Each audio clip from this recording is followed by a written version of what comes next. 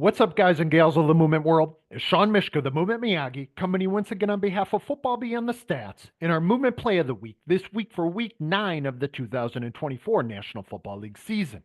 And you know, it is an election week, and like an election, I'm going to call this bad boy early. You know, it's Monday. We're in typical Sean Movement Play of the Week type of fashion. I would be recording and releasing, and i.e., selecting my Movement Play of the Week on Tuesday or Wednesday after all the games were completed and after all the votes were tallied, if you will, as to what the most skillful movement behavior that I witnessed on that National Football League Sunday really was. And even though there's one game left to play tonight, the Kansas City Chiefs and the Tampa Bay Buccaneers, I can almost guarantee you that nothing that we see tonight will rival that which what we saw yesterday. Philadelphia Eagles, Jacksonville Jaguars, number 26, Saquon Barkley, running back for the Eagles, and what he did. The shot heard around the world, now the hurdle being seen across the world that turned everyone's eyes and mind, and rightfully so.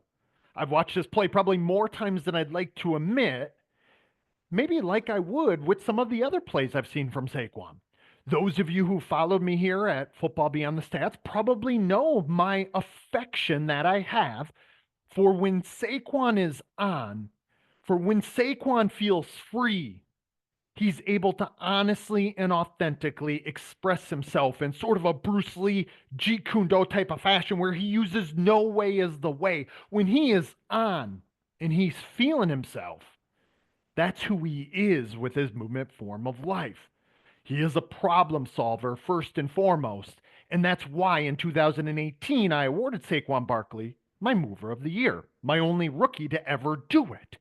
And now I have watched Saquon Barkley in every single snap he's had in his National Football League career multiple times. I've done deep dives and analysis, full reports on him, including a presentation that I offered to him as well as for the world a number of years back when I dove into some of the gaps and the weaknesses that I still feel he has.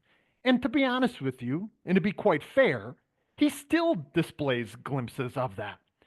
But again, objective number one for Saquon Barkley is abundance, because it's that abundance that not only precedes adaptability, but it's the abundance in his movement strategies and solutions that precede his authenticity. That he's able to do these types of things when he's able to open up his toolbox to be free and to be easy, to not use any way as the way, to be as water-like. So he's able to fit the movement strategy and solution to the problem at hand.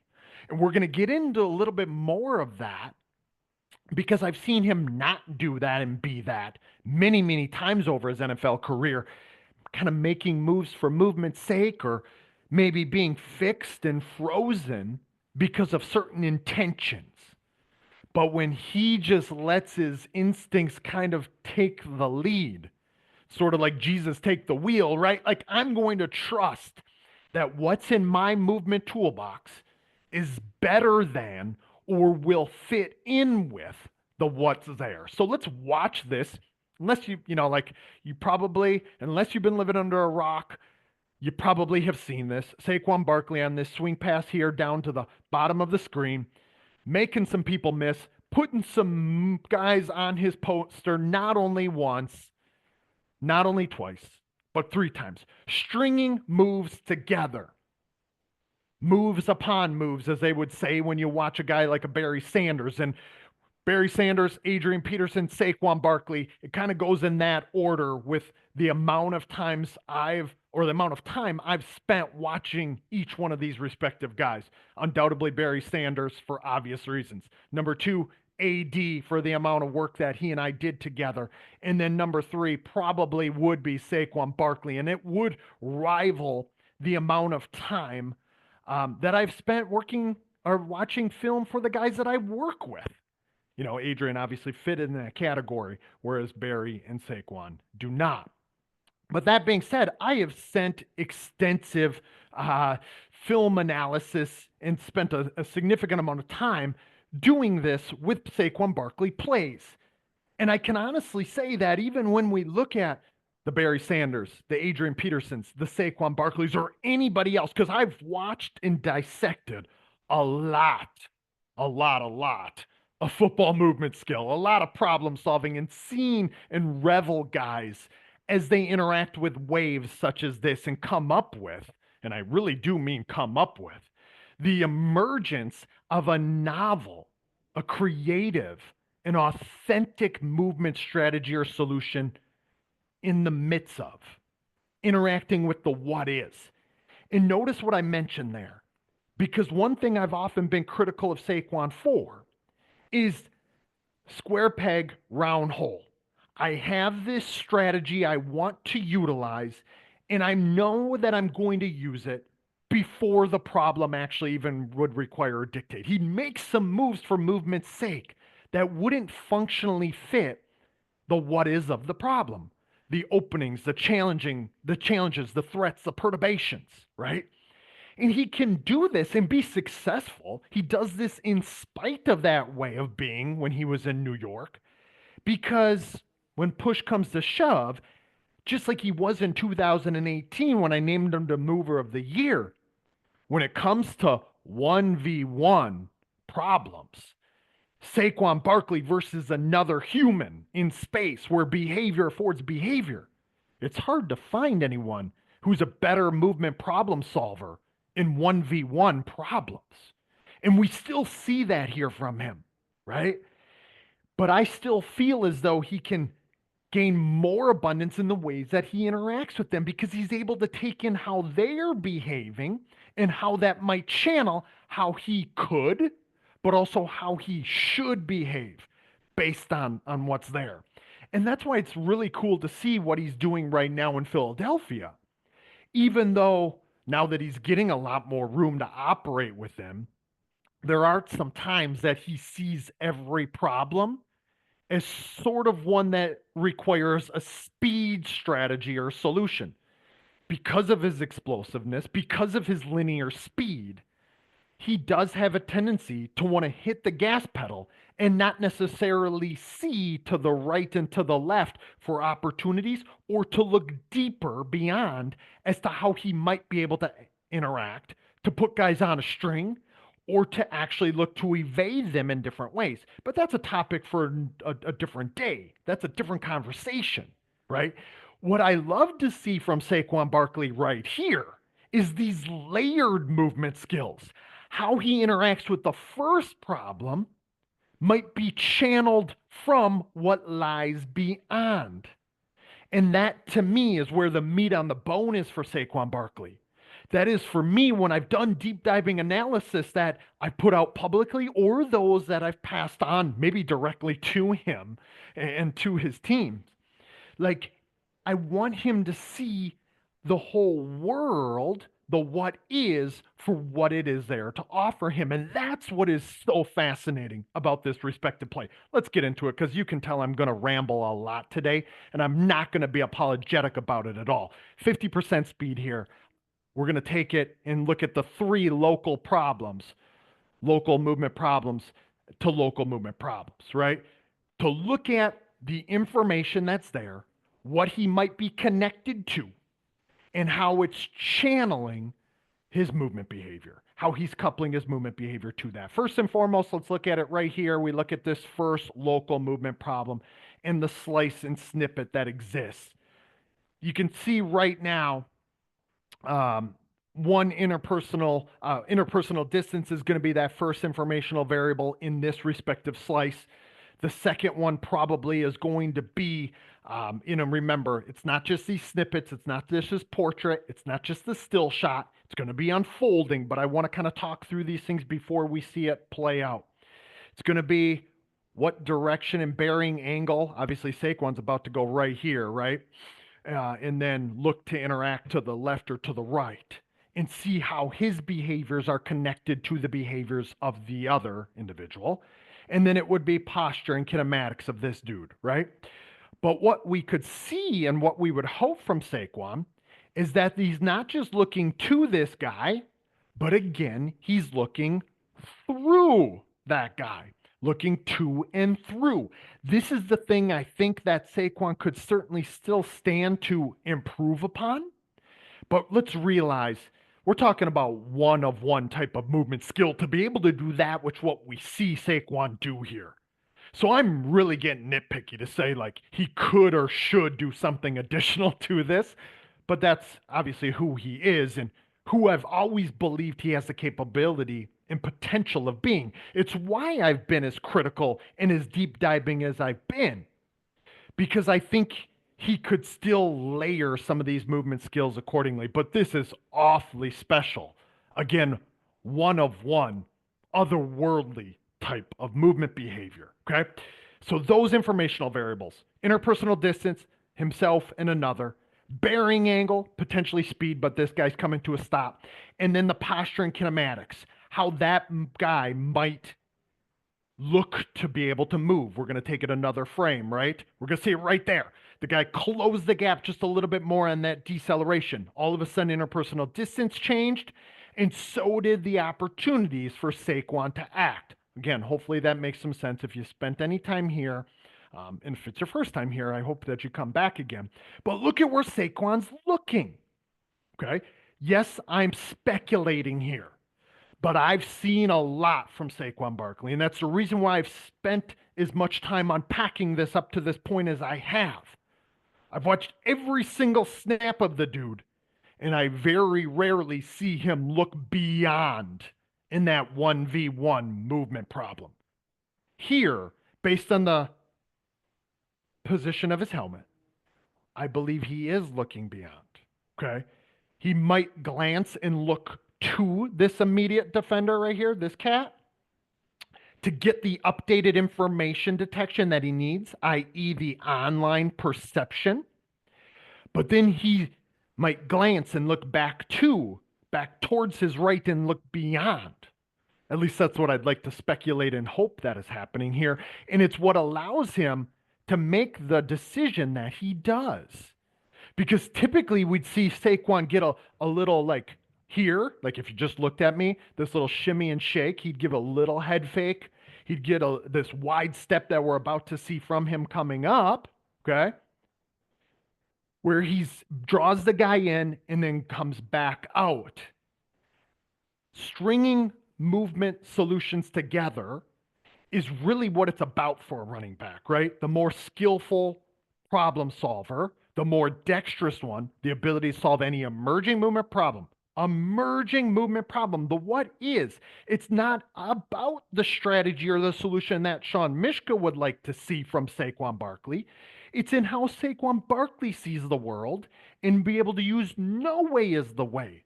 Not necessarily have to juke that guy. We've seen Saquon in these situations, guys and gals, look to hurdle this guy. I promise you, and he probably even thought it himself as he approached this. But because he was actually taking in more of the what is, and I want to belabor this because this is sort of new from Saquon, the what is that which what lies beyond. So the more skillful way of interacting with this first problem isn't just about solving this first local movement problem. It's about how that movement problem and that solution feeds into the next one and feeds into the next one. Hopefully that makes some sense. This is high level, kind of matrix-like movement skill, where things slow down for the player and performer, where they see multiple opportunities to act. I'd like to think that that's what we see here from Saquon Barkley, not just this once, but also 2 and 3 times in these next ones to come. So he does come in with this little glance, and he's actually able to shed the guy who attempts to wrap up. Kudos to number 3 for trying to wrap up there, just that Saquon Barkley is a hard tackle in the open field, 1v1, especially down at the sideline when he can put you on a poster right there, okay? But I want you to look at this for what it is right when he comes out of it. Look at him zero in on that next dude now, okay? Now, again, becoming perceptually attuned, sensitive to the specifying informational variables around the movement problem and the what is. This guy is a tremendous threat right now. Saquon Barkley, tight space, I don't know, 3 yards or so, 3.5 yards probably between the two of them, maybe up to 4, right? When we look at how far they might be apart. Now, the more open and responsive ball carrier, the more skillful ball carrier is able to have more strategies and potential solutions on the table for longer, right? So he's not resorting to the one way of doing or being, but instead he can use no way as the way. Now we know he is a hurdler and he is a spinner. He does these things. He also will juke you out of your jock and do this power cut type of action that we're about to see from him. Super wide with that power step type of action, which gets this dude diving. Okay. And that's a cool thing that we see. Again, behavior affords behavior. The highest technique is they have no technique. My technique is a result of your technique. My movement is a result of your movement. The two are connected. Performer environment relationship, problem and solution dynamics, changing states of organization. Watch when his foot strikes wide. So let's go 1 frame, 2 frames back. Watch him come out of this.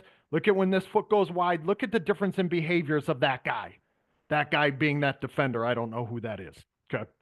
When that dude sees him move from right to left with that wide step, right before he enters the spin, you can see it change the behaviors of the defender and how he aims to interact. He immediately goes low, thinking Saquon is going to put this foot. Now, he does have the spin, obviously, in his arsenal, but this guy likely is thinking right here that Saquon could spin, which is what he does, or because he's keeping it on the table for longer, that he actually is going to head back in this direction in a power cutting type of fashion.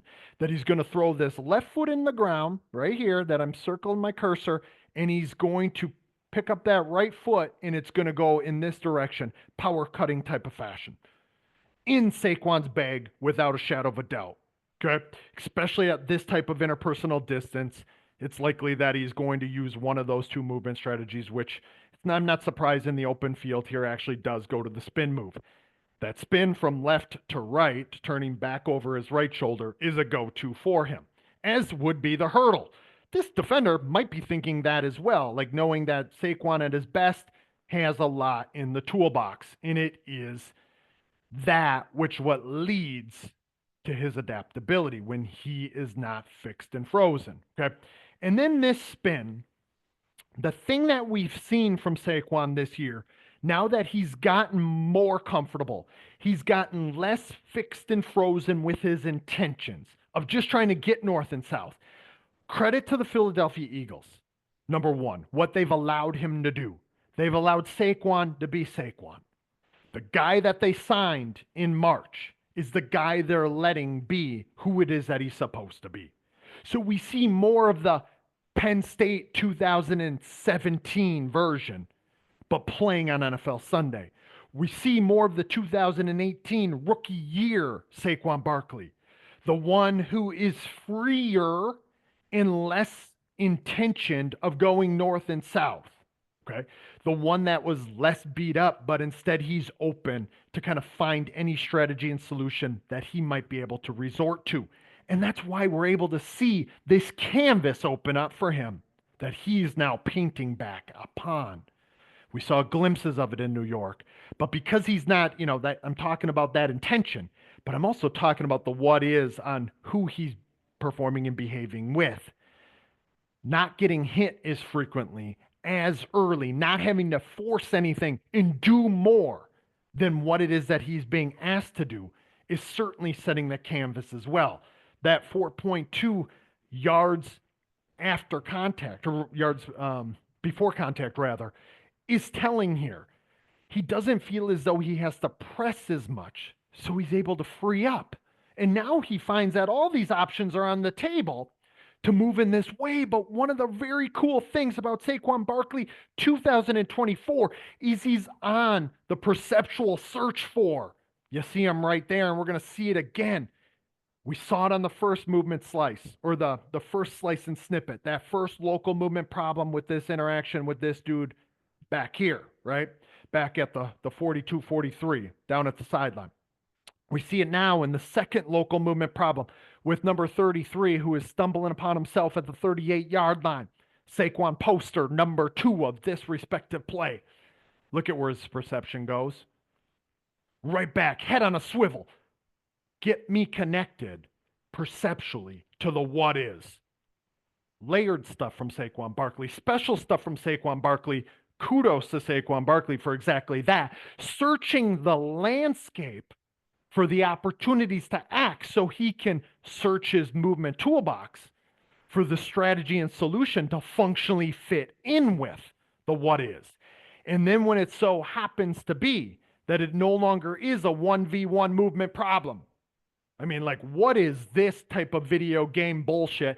This is like somebody's just like hitting the buttons like A, B, C, D, I don't know, like top button, low button, I don't know. I'm just going to hit a button. That's the way it looks to me, but it's functionally fit to the problem. And it might be new, novel, creative, authentic to the one of one, the Saquon Barkley number 26, as it should be. But it is functionally fit to the problem because he sees it for what it is. And look at the perceptual attunement, the sensitivity, the search, guys and gals, for the information that's out there. We see it right there in the snippet. Yeah, he takes a hell of a lick, a hell of a shot. When physical contact is there, the danger to be harmed and to put yourself in harm's way is there. Look at him out on that perceptual search for. And of course, number 3 there, probably now taking out a little bit of the anger. I'm going to come back a little bit. Taking out the anger from that first local movement problem and getting put on the poster temporarily. He goes high and probably should have been drawn the penalty for the unnecessary roughness. But like, we could watch this ad nauseum, and I hope you do, and it will be shown over and over and over again through the course of this week. Look at them on that perceptual search. That's what I want you guys to ensure that you don't miss here. Like, jaw-dropping moments. This is a one-of-one type of thing. Okay? Let's not get it twisted. I've often said that about Lamar Jackson, Patrick Mahomes, Christian McCaffrey, Justin Jefferson, maybe a few other guys, right, at their respective positions currently playing in the NFL. But guys and gals, there is probably only one guy who's doing this in today's NFL, and you're watching it, right? Watched a lot of movement problems and seen the emergence of a lot of guys come with movement strategies and solutions. Ain't never seen anything like this that you're about to see, okay? That 180-degree hurdle, if we want to even call it that. Like, I hope people don't start trying this, even though they're going to start. I'm all for guys exploring and trying to see what they can come up with, but there's only one guy who has the action capabilities of doing exactly this, and you're seeing it, you're watching it, okay? I'm pretty firm in saying that. That's the reason why he's awarded our Movement Play of the Week a day or two early. But the stuff I don't want you guys to miss is the perceptual sensitivity, the search, the attunement, and the reaching in the bag. And in the midst of chaos, win 4, 5, 6. I mean, how many Jacksonville Jaguars can we see in the picture right now? Right? All threatening, all converging. You got to come up with a strategy and a solution that has never been done before. But remember, no two movement problems are the same in sport. Neither are any two solutions. At a certain level, they shouldn't be, and they won't be. And that's what we're seeing right here. Every movement strategy, every movement solution is in some way its own snowflake. But the reason why Saquon's able to do this is because abundance precedes the adaptability. And when he's able to find his abundant self, and then he's able to adequately search the environment for its opportunities in this way, this is how we see him find these types of strategies and solutions and ways of interacting. Let's see it from this view one more time through. Perceptions feed into cognitions.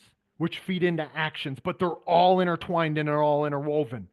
None of them can be separated from each other. And we can see that living and breathing here. It's not one perceives, then they decide, then they act. It all happens in this one integrated process. And we can see it living and breathing here for Saquon Barkley on this respective play. The surfer interacting with the wave. Special, special stuff here, guys and gals, from Saquon Barkley. And I think y'all recognize and realize that. And when it really comes down to it, how do we set the platform for this type of movement strategy to emerge, that type of movement solution to emerge? I'll tell you first and foremost, we have to let players be who they are. We have to allow them to interact with the what is that they see, to feel free, to feel able to make mistakes and come up with these types of strategies and solutions, just as we saw from Saquon Barkley 2017 at Penn State when he was playing against college players who were of lesser skill and lesser physical ability. We saw from Saquon Barkley in 2018 when he was new and fresh to the league, second pick in the draft. We saw a little less of it in 2019, 20, 21, and 22, and 23 when he was at the New York Giants. The cool thing for me now is Saquon Barkley feels free to be who it is that Saquon Barkley is. And it's there that I think all of us, as learning environment designers, as skill acquisition specialists, as coaching practitioners, need to remind ourselves that we want to allow the athlete to be the best version of themselves. And we do want to chase abundance. But ultimately, more than anything, we also want to chase authenticity. And because that one-of-one movement skill that we saw emerge yesterday, week 9 of the 2024 National Football League season for Saquon Barkley, there's only one guy can do it that way. But he can do it other ways too that are channeled off of that, which we've saw from him spinning. We've witnessed from him hurdling over the years. And we will witness it now from other players, just as we would find with maybe a high jumper learning how to jump, or somebody learning how to do some sort of dunk on a basketball court, or we could use any sort of type of movement problem that we would like to. Once one guy does it, it opens up a canvas for other guys to see what is possible.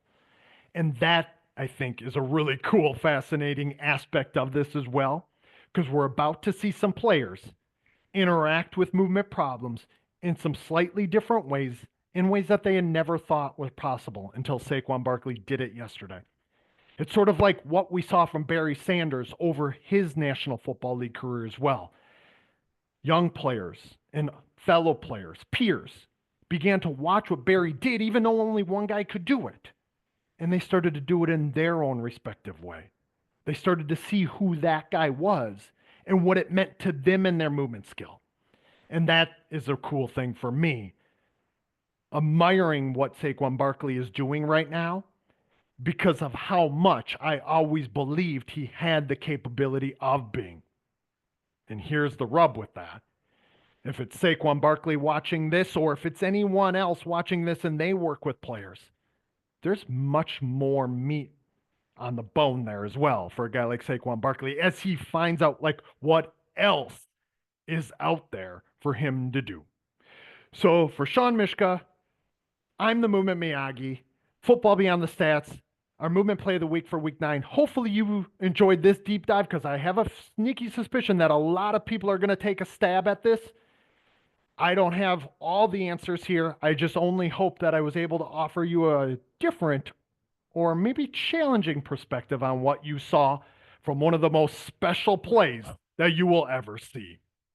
I will see you guys in week